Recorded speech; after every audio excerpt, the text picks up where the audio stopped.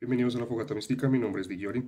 En este canal hablamos de filosofía mística y análisis metafísico de lo que pasa. Bueno, el día de hoy me gustaría continuar con el tema de la conciencia y hablar un poco más acerca de lo que son las leyes herméticas, siguiendo la información de la hermetría de acuerdo al Kybalión.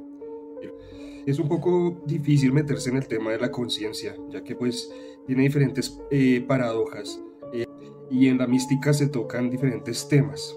Es un poco complejo, por lo cual pues trataré un poco de analizarlo desde la vertiente del hermetismo y la alquimia. También quiero hacer un análisis con respecto al árbol de la cábala, lo cual es muy importante, ya que pues esto está muy ligado con lo que es el principio de género, que representa el polo de creación y el polo de la matriz de la creación, y pues cómo la conciencia se divide en estos dos polos, lo que de acuerdo a la filosofía hermética sería el principio masculino y femenino. No vamos a entrar en el debate actual del lenguaje con respecto a temas culturales occidentales, con qué es femenino y masculino y cómo hablamos entonces de género en la biología.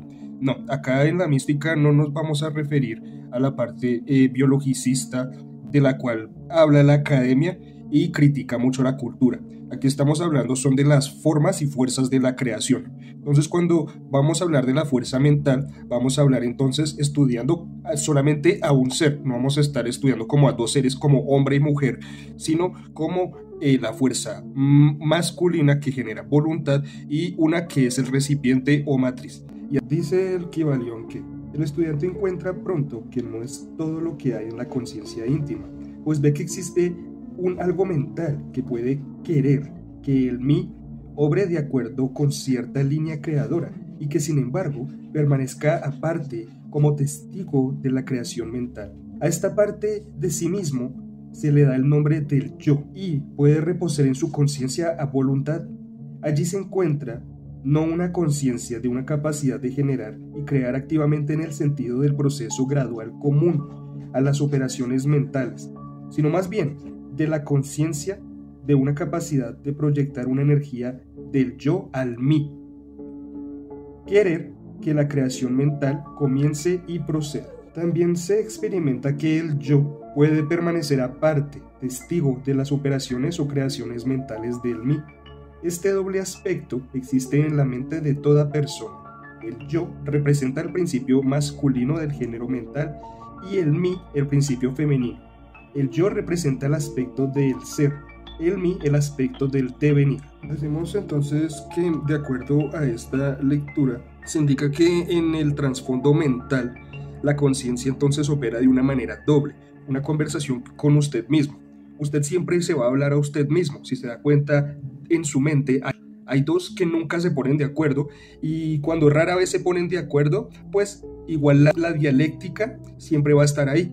Esto también puede filosóficamente estar unido a lo que es la parte hegeliana de el esclavo y el amo, de que el esclavo está sujeto al amo. Sin embargo, la filosofía contemporánea analiza esto es en el aspecto material, como el aspecto social y de las clases sociales, pero esto también se puede llevar a la parte mental. La mística lo puede estudiar bajo el aspecto mental.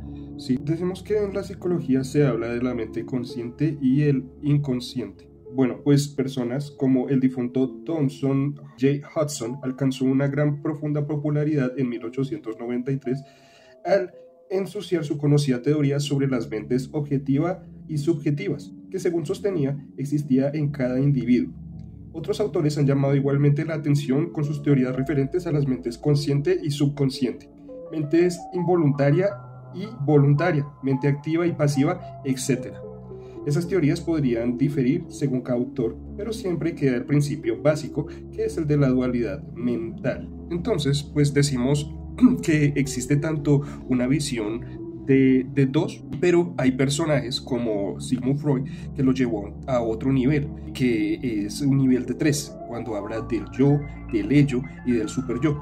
Pues dice, digamos, que el yo es el que controla las pasiones y lo que está guardado en el ser. Algunos dicen que es el verdadero ser, que es el ello, ¿sí? Que son como el principio que es como determinado por los gustos, los deseos, las pasiones del ser, y el yo es el que lo controla, ¿sí? Ahora, esto está un poco ya ligado con algo que está más como superior, y este superior es el super yo, que está dictado por la moral de la sociedad, la moral cultural. Podríamos decir que estos son los estándares y estas reglas pues ya están constituidas en un espacio mental, vemos que el mercurio es la mente, el principio mental de creación. Decimos entonces que en el plano subjetivo ya está como creadas estas reglas, ¿sí? Como se pueden dar cuenta, pues entonces en la academia han tratado de llegar ahí, pero pues la mística trata de dar como un paso más. La mística, al ver que hay un plano de creación y un plano que es un cátodo, entonces trata de analizar esto como que uno está por encima del otro. Entonces tratamos de analizar en la mística lo que es el yo y el mí correspondientemente.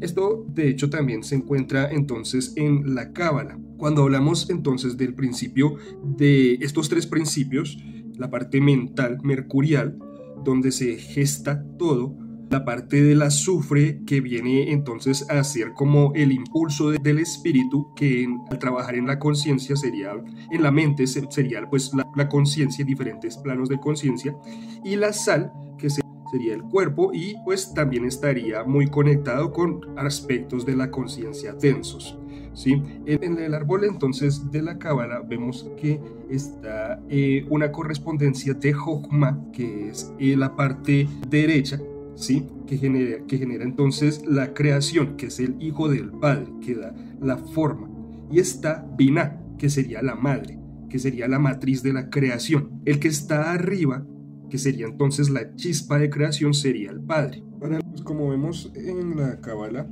está relacionado un principio masculino, un principio femenino, que están en la parte de arriba, siempre conectados, el 1, 2 y 3. De la parte de arriba, los 3 son como los principales que hacen la creación, y de ahí se van pues todas las otras 7 esferas, 7 Shefirot, en donde la conciencia pues habita.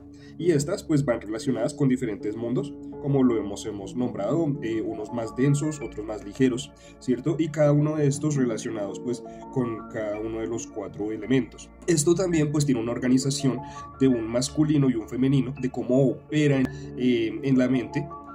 Aquí pues voy a dejar un extracto del colega, el señor Doma, en su canal. Voy a dejarlo por aquí también en la descripción, para que le echen una ojeada. Indica pues una información muy específica acerca pues de todo esto, cómo opera este yo y este mí, también desde el punto de vista de la alquimia, en base a un símbolo que ya hemos estudiado anteriormente también en este canal, que es de 1600, de la Orden Rosacruz, el símbolo secreto de los Rosacruz. Estamos hablando del aspecto femenino de la creación, que desde la alquimia es la sal, la cual está compuesta de agua y tierra, que son las 2 Hei del tetragramatón. El símbolo de la sal es entonces una representación del Ruach HaKodesh o el Espíritu Santo, y representa lo concreto. Cuando digo concreto, me refiero tanto a la mente concreta, que es el intelecto, como al cuerpo físico y al universo material. Cuando hablamos de la letra Mem, estamos hablando del aspecto masculino de la creación, que en la alquimia se asocia al elemento azufre, y es del azufre que nace el elemento fuego, el cual está en relación a la Yud del tetragramatón, ¿no? que es la primera letra del tetragramatón, la cual se asocia al universo de Atzilut, que es la intuición. Finalmente, la letra Aleph representa el equilibrio entre estas dos polaridades y se asocia al símbolo del mercurio.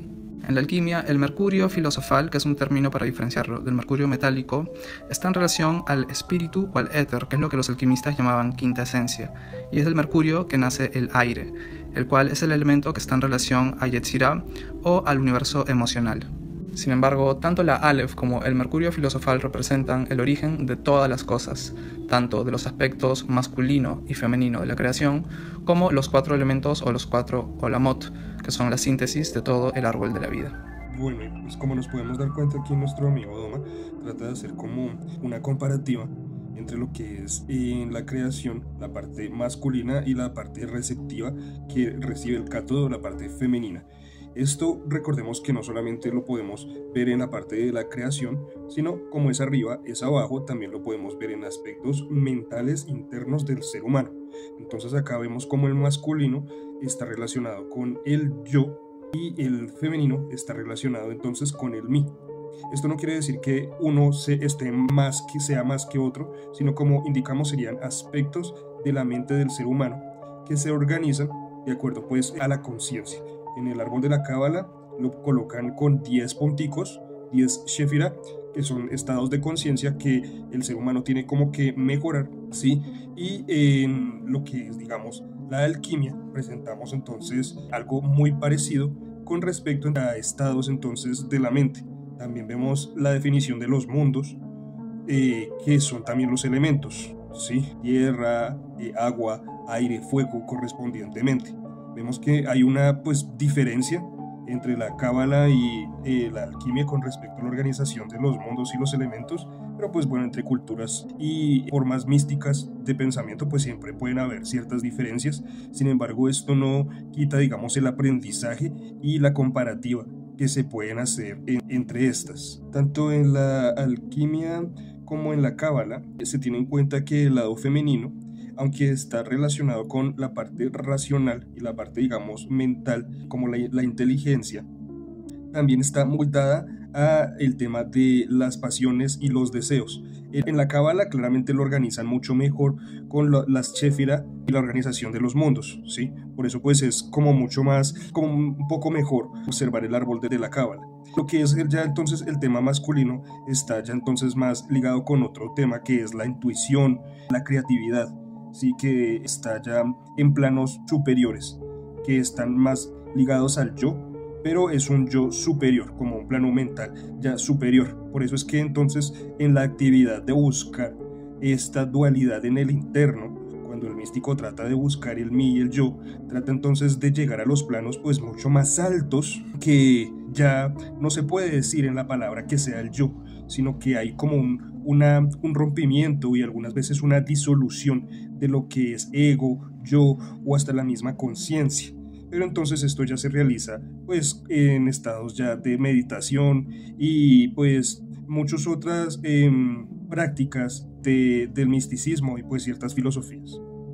La mística, el secreto de muchas cosas con respecto a obrar en la realidad y estar por encima del movimiento de la realidad, ya sea de lo físico, lo energético, lo mental, como navegarlo en una tabla de surf, por decirlo así, es este principio de género. No solamente el principio de género, sino todas las leyes habitando como en consonancia, como en resonancia, como si fuera una buena música. No es lo mismo el ruido que la música. Cuando hablamos del mí y el yo, la gente piensa que reconoce ya el yo. Dice, no, pues cuando yo digo yo, pues ya me reconozco, ¿no? Pero no es así. Si empiezan a hacer una diferencia entre el mí y el yo, pueden llegar a razonamientos filosóficos y a cuestiones hasta existencialistas con respecto a lo que son ustedes y no ustedes. Para algunas doctrinas, como el Advaita Vedanta, yo recomiendo mucho esta rama filosófica de Oriente, la cual habla muy bien de no solamente dominar los pensamientos, sino de llegar a unas cuestiones de algo que es nada. Bueno, pues en la mística no existe una nada como tal, pero la más nada, cerca a nada, indirectamente es una forma muy fácil de llegar a esta emanación primaria o la creación, la cual pues trae la paz completa. Entonces pues es muy importante que la gente sepa qué tan alejado está de sus pensamientos o si son sus pensamientos lo que son esa persona. Es importante saber que esta definición del yo y del mí es un trabajo que en la mística puede demorar años, ya que pues esta es una cualidad que tiene que tener el místico cuando medita, cuando se encuentra con esa parte la cual está arriba de los pensamientos, que puede acallar a los pensamientos y llegar entonces a tener la percepción de otras formas, como formas de su cuerpo. Por eso, digamos, un místico puede entender lo que es su forma etérica, su forma astral, puede entender más allá que con los 5 sentidos, otras formas de realidad, puede examinarlas.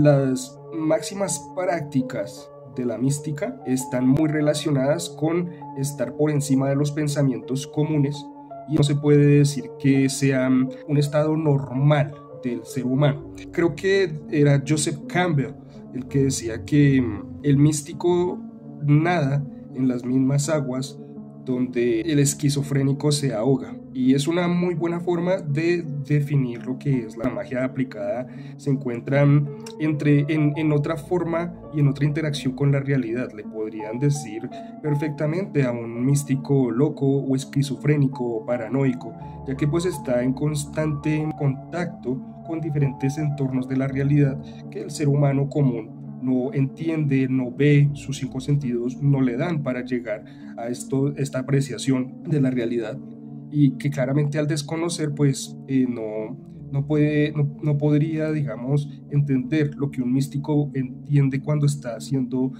más allá de un ritual, cuando está en ciertos estados para llegar a explorar acerca de la realidad. Y claro, esto tiene mucho que ver con la vida y la muerte. Pero si digamos en vida la conciencia siempre ha estado ligada con los rasgos bajos de la sal, ¿sí? O del corpus o de la creación, ¿sí? La conciencia, pues entonces se iría con el cuerpo cuando pues fallece el cuerpo material y el cuerpo etérico. Se iría con lo denso, por decirlo así.